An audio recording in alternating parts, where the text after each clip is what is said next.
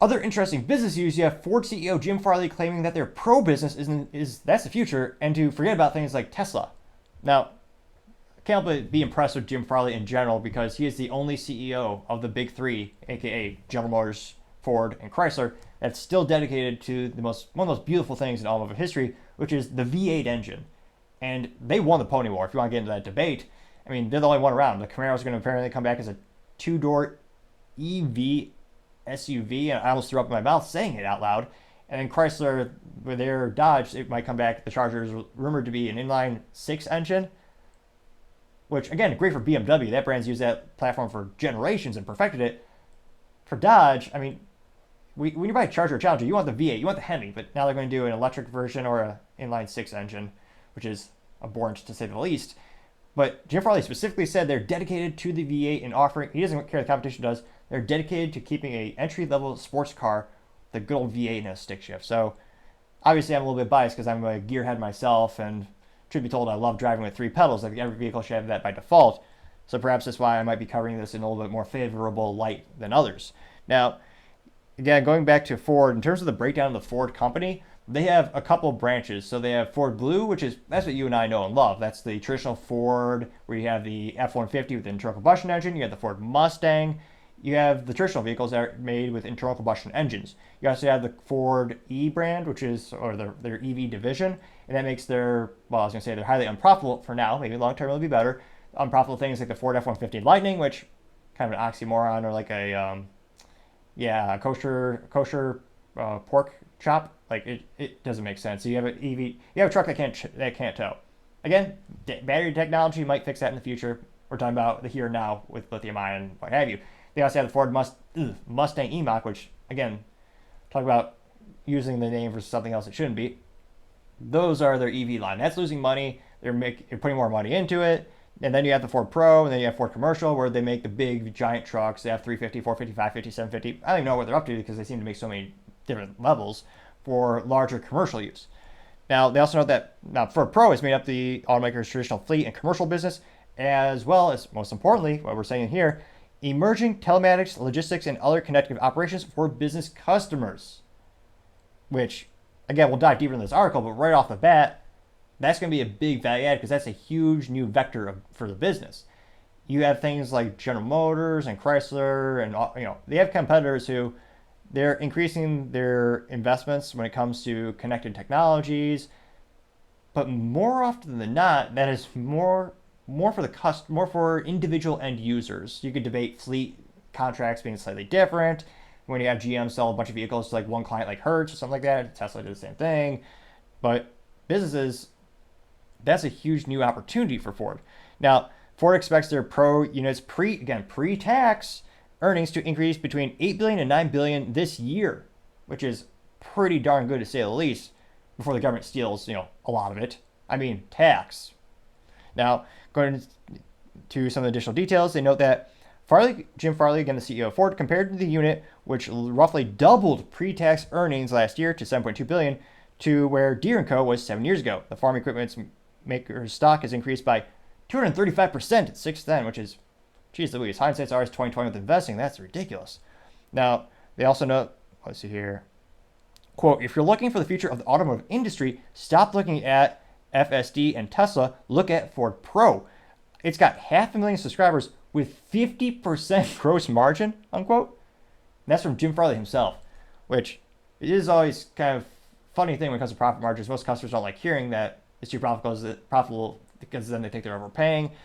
But for an automotive company to any time have 50% GP, now again, this isn't on individual vehicles, makes sense versus traditionally more profitable than actual hardware materials, just like an IT. With laptops, you might make 2 or 3% points of margin. Like you can't even pay your rent selling laptops unless it's a massive volume order to someone like Toyota or something like that. Now, they also note that Ford Pro is made up of the automaker's traditional fleet and commercial businesses, as well as emerging technologies, logistics, and other connected operations for business customers, that ranging from local plumbers and electricians to massive corporations. That includes parts and services for the business, which, again, that's another huge vector of profit. As long as it's not a recall and you're actually selling parts to either replace things that naturally wear out over time or to upgrade the vehicle, that's another big, the parts department, that's a big point of profit as well. So it'll be interesting to see. Tesla, they are also noting that Tesla did not break out their revenue or earnings from its premium driver assisted software, marketed as its full driving beta FSD or FSD beta. Many Wall Street analysts have speculated that software could bring tens of billions of dollars per year by 2030. Let's see here. Geez Louise, in terms of subscriptions, this is getting out of hand. Ford said its expected revenue from telematics and other non-traditional subscription services to increase $2,000 per vehicle annually, or about $167 per month for Ford Pro in the years ahead. Geez Louise, I mean, not to go be too bombastic, but for $2,000 you get a moderately good Ford vehicle off Craigslist or Facebook Marketplace. I mean, you might have some holes in it, but it'll still run a little.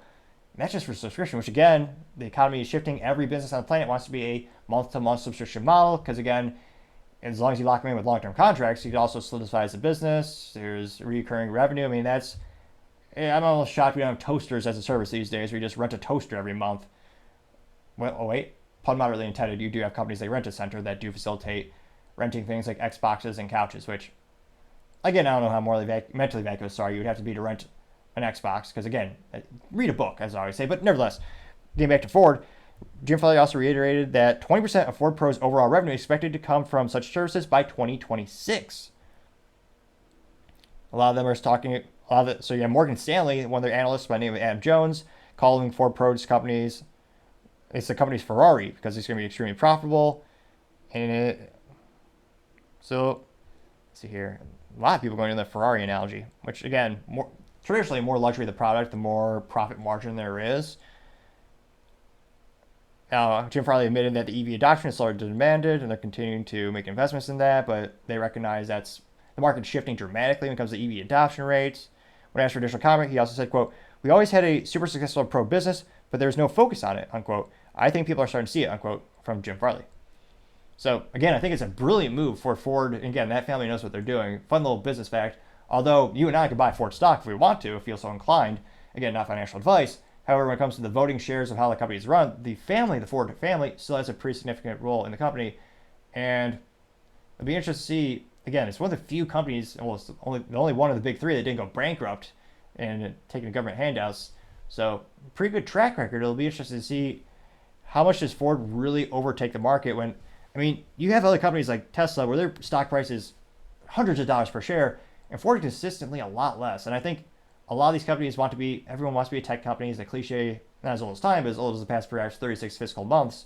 So it'll be interesting to see how much Ford continues to invest in that division of the company and how much could potentially bring out the stock. Again, not financial advice. Don't buy stock based on what I say. At most, maybe buy a book. Hard to go wrong with a book. But nevertheless, as I always say, time shall tell. Thank you, everyone, for taking the time to tune in. Again, we're trying to get to 4,000 subscribers by the end of February, so if you click that button, greatly appreciate it. Also, sharing the video, leaving a comment or up thumb or thumb down is a great way to give me some additional feedback, letting me know how I can make the show better and better. Lastly, don't forget to take the time to tell your family, tell your friends, tell your coworkers, heck, tell your enemies, tell anyone and everyone. Just stay safe and fight the good fight.